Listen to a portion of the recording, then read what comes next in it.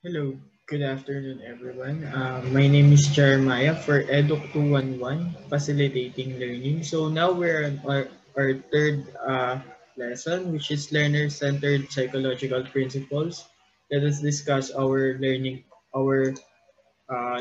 objectives and learning principles. So the first one is to be familiarized with the different principles that could affect the way your learners intake information and apply each principle in your future pedagogy to understand and help your future learners. So what is learner-centered learning?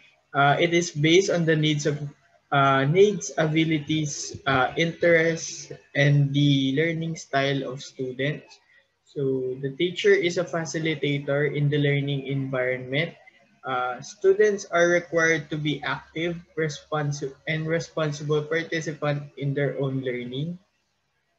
Learning-centered setting include learners in decisions about how and what they learn and how is learning or how will be learning or the learners will be assessed. It also value each learner's perspective, respect, accommodate individual differences in learners' backgrounds, interests, abilities, and experiences. It also treats learners as co-creators and partners in teaching and learning process. The learner-centered psychological principles were put together by the American Psychological Association. There are 14 psychological principles under four categories that discusses the learner and the learning process. The first one is cognitive and metacognitive process. The second is motivational and affective factors. The third is developmental and social factors. And lastly, individual differences factors. So let us expound each. The first one is cognitive and metacognitive factors, which includes letter A, nature and learning process. The learning of complex subject matter is most effective when it is an intentional process of constructing meaning from information and experience.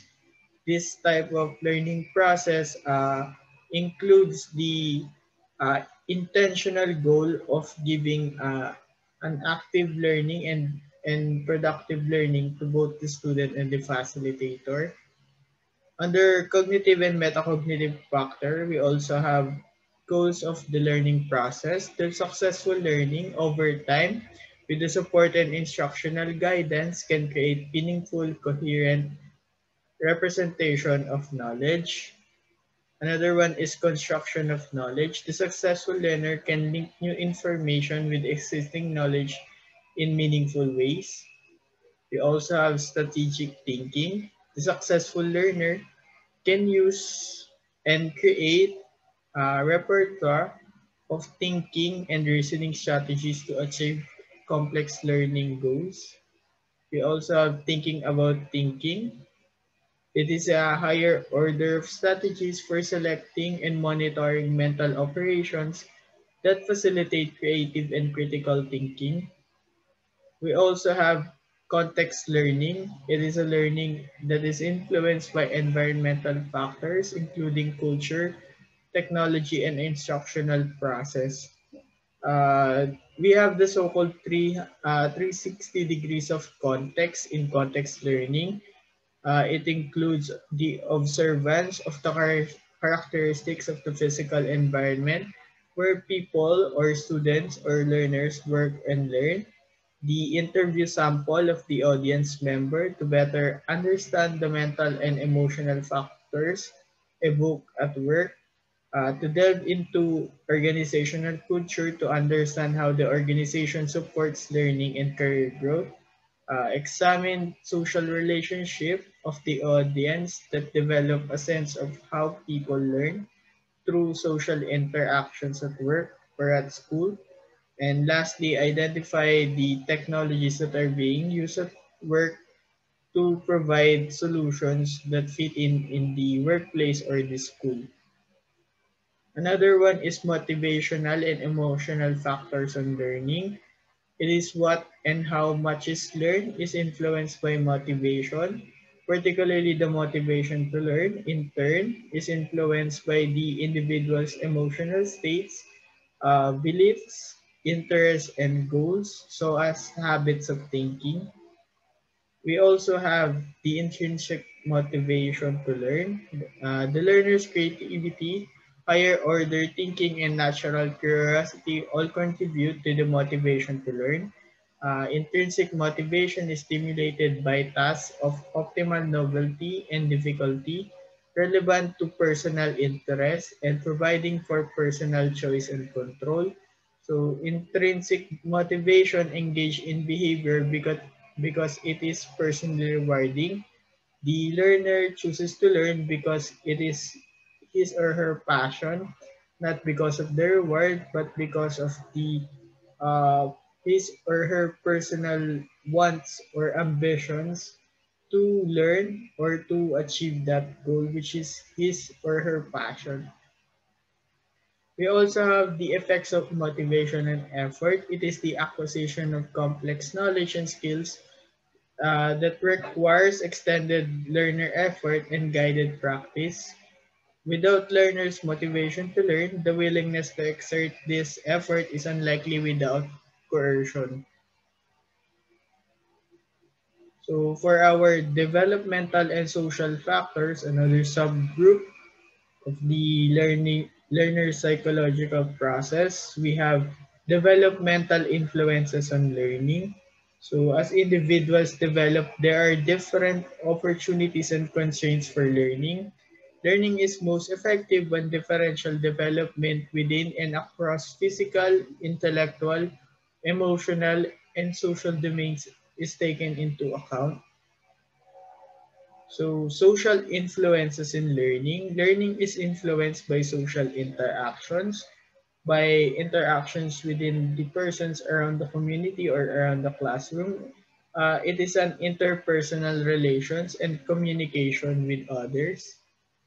So, for our individual differences factors, we have the so-called individual differences in learnings, wherein learners have different strategies, approaches, and capabilities per learning that are function of prior experience and heredity.